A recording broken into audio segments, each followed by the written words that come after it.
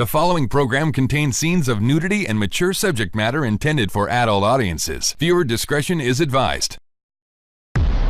We're back with the bigger picture. Foreskin restoration in 3, 2. It's a big decision many parents struggle with, to cut or not to cut. Circumcision. North America records the highest number of newborn circumcisions in the world. For some, it's a religious issue. For others, cultural. Tonight, 16 by 9's Daryl Kaneinenbelt explores the forensic of foreskin and why some men feel they were unnecessarily mutilated. The reason why I do this is I basically feel that it's a part of me that was missing over all the years. Meet Phil. Well, that's not his real name. He's hiding his true identity because of what he has done to his penis. If the rabbi ever found out about this, then obviously I don't think he would be too happy about that. Phil, like millions of Canadian men, was circumcised as a newborn. Now in his 30s, he feels that event as an infant violated his rights. I mean, obviously I never gave consent. So now Phil is in the process of restoring his foreskin. Wait a minute. We can't show you this video because our broadcast regulator, the CRTC, says showing Phil's genitalia is inappropriate for broadcast. That means we need to use our imagination.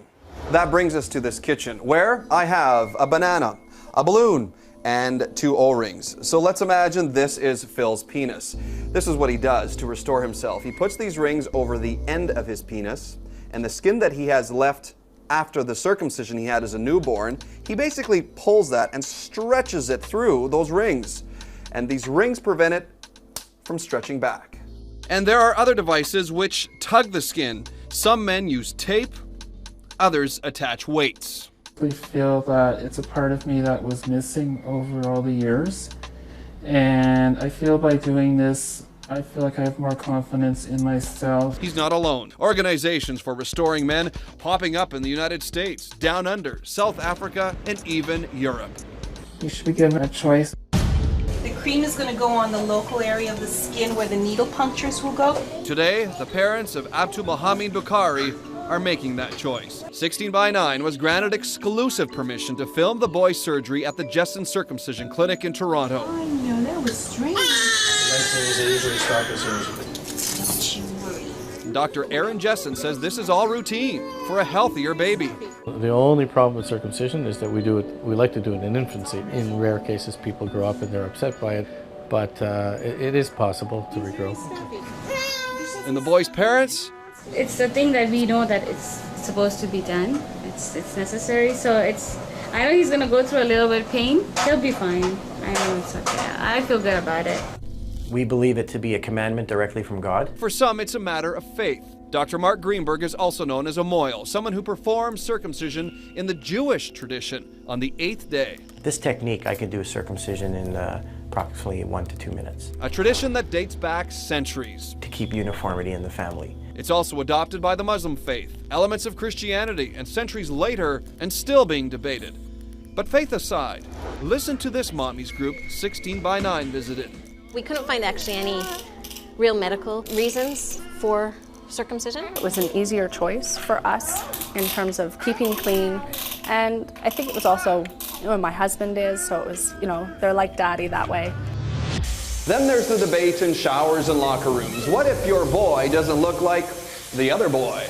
Omid Amin is circumcised. Do you feel like you missed out on something because you don't have it?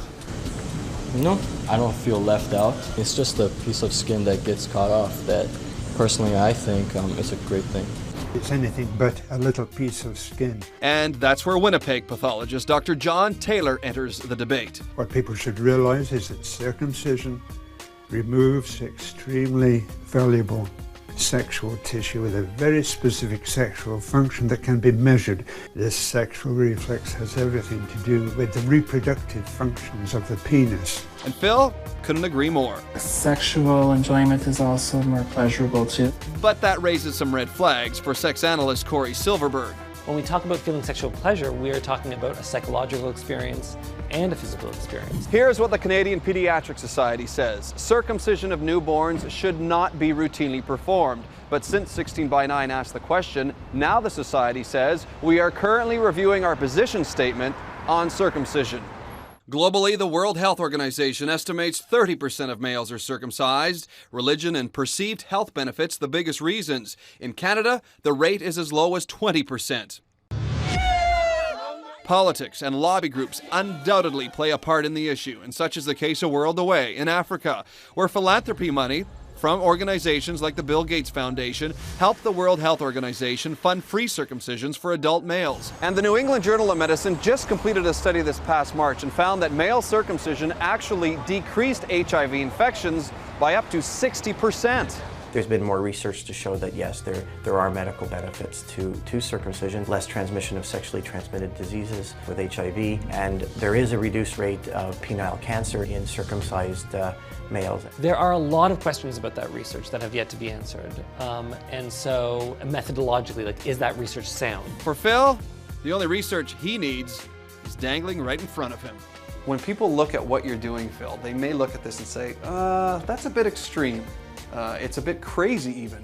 I have to laugh. People are being sarcastic and you know, making fun of me, and obviously they're just ignorant when it comes to those kind of issues. Do you now feel right and whole as a man? I do, yes.